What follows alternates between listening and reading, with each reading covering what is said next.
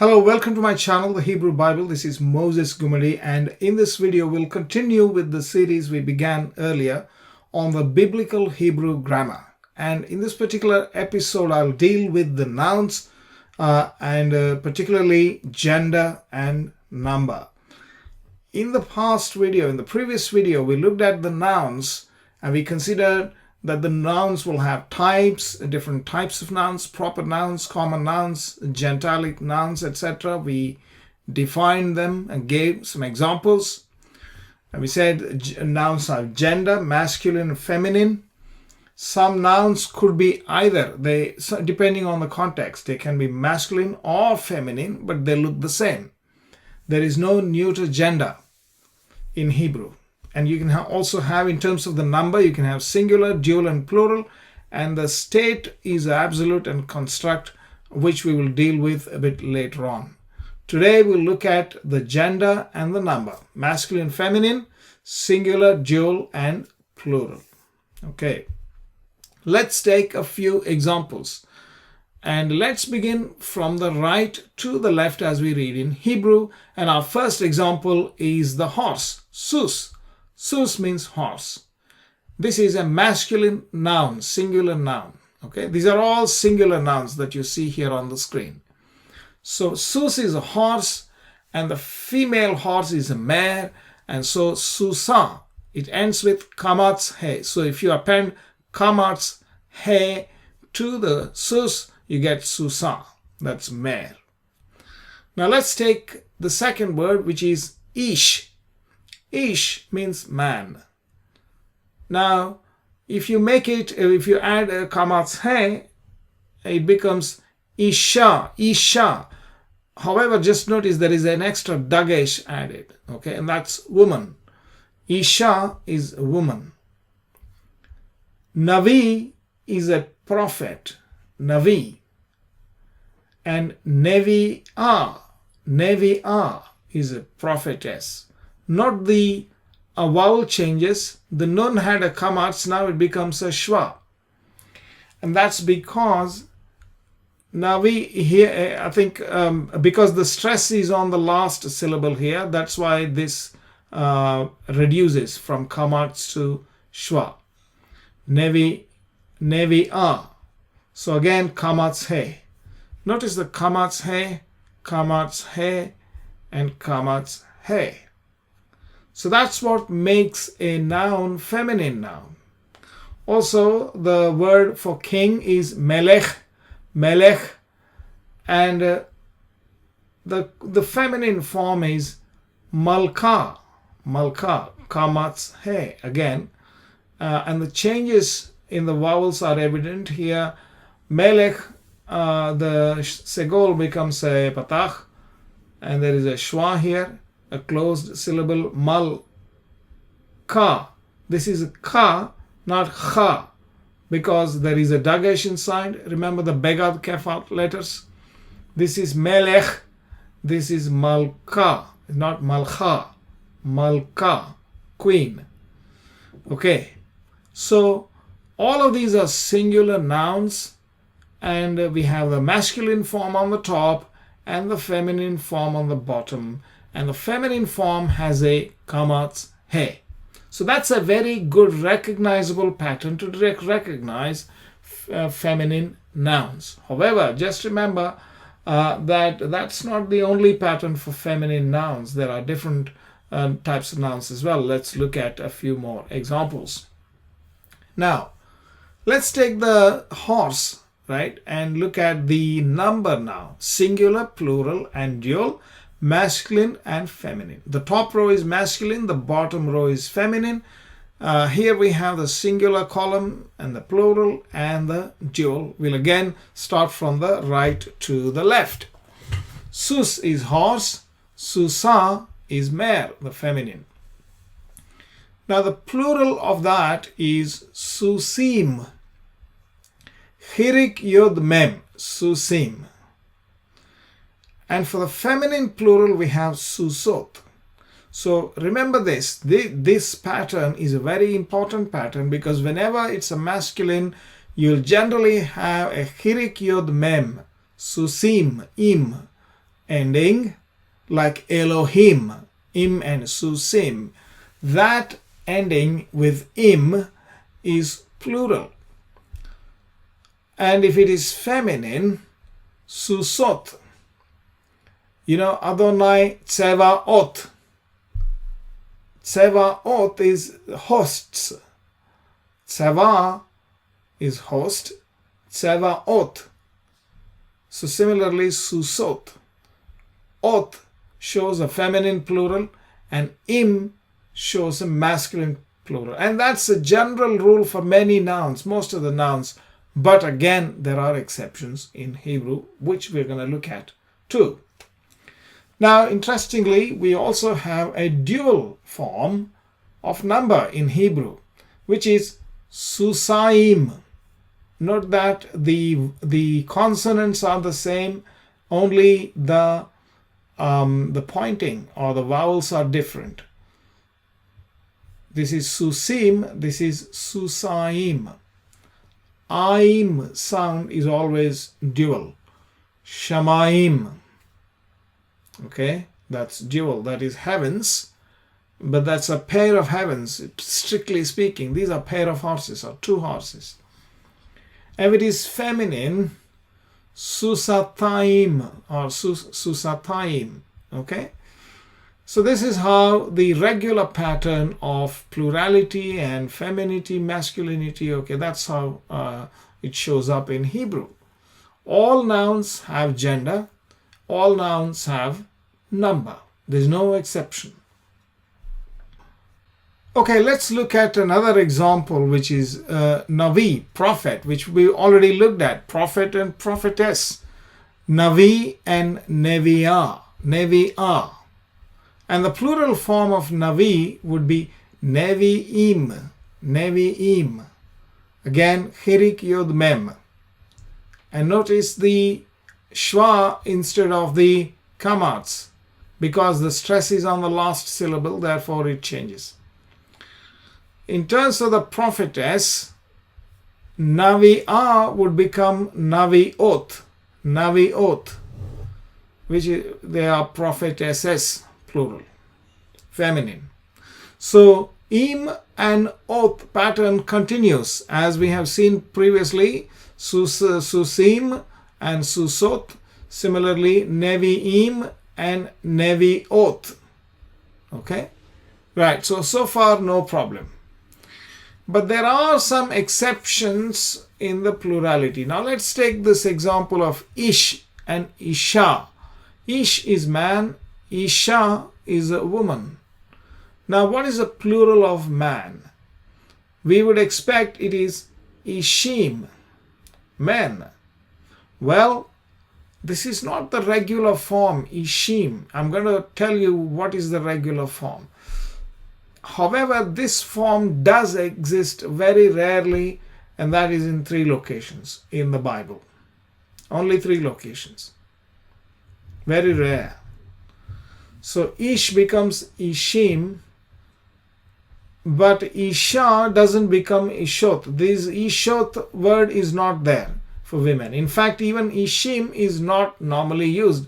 These 3 are really an exception.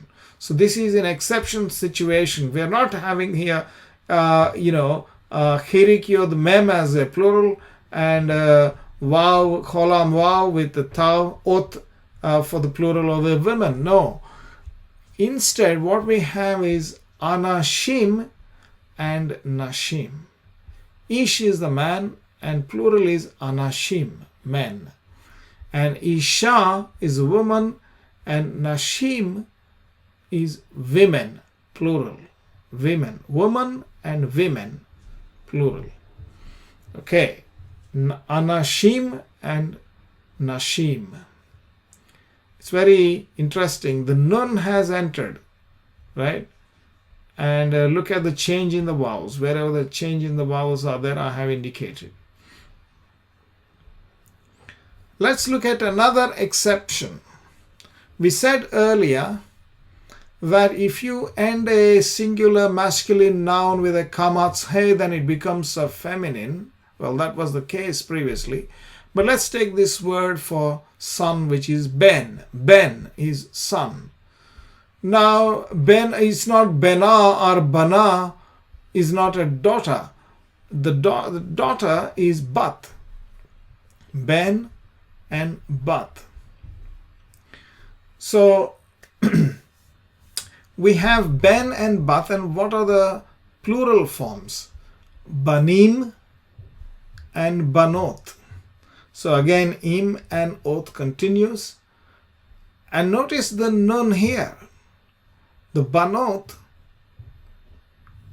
suppose if this were Bana, then the form would be Banot. And that matches here. However, this here is Bat, not Bana. So Ben, Bat, Banim, Banot. So this is the exception here, Bat.